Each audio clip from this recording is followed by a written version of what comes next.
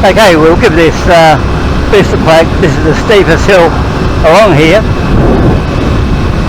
so we'll run this hill at 100 k's, the legal limit. A little bit windy once again, but like I said, it's a fairly good hill.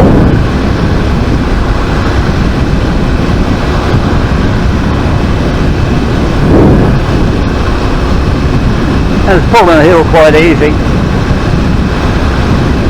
And it's a top gear pull, so 6 gear pull.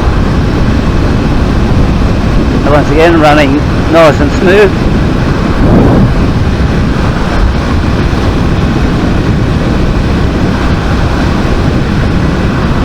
Even if you hit it at the top, it's running all right.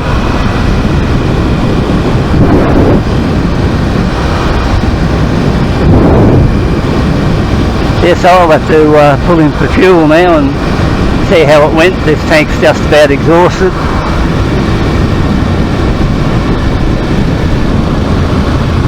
So I think as far as running a booster plug on the bike, it's just a personal preference whether or not you want to go ahead and put one on or not. It seems to perform better with the plug on, but after, or should I say, like all things, the longer you have something on the bike, the more you, or a car or any mod you do to it, the more you get used to it, and it just feels like the norm. So you know, it's just a matter of personal preference whether you want to go out and put one on the bike or just ride it in stock standard. I'd say my opinion would be, if you're going to do mods to the bike, it'd probably be worth thinking about. If you're going to keep it stock standard, you know, the bike runs pretty good in stock anyway, so you know, there's, in my opinion, nothing wrong with that bike how it goes in stock. So that'd be one way to look at it. So you've got some heavy machinery over in that paddock. They must be going to whip into this area now and do it up.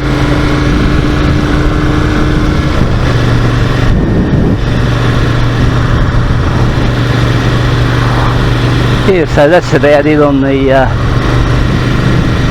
booster plug test. So all we've got to do is fuel up now and just see what it actually took. I think when I press the trip B on the trip meter up here, I think I've travelled close on 300 k's, so roughly about what I did in stock standard form. So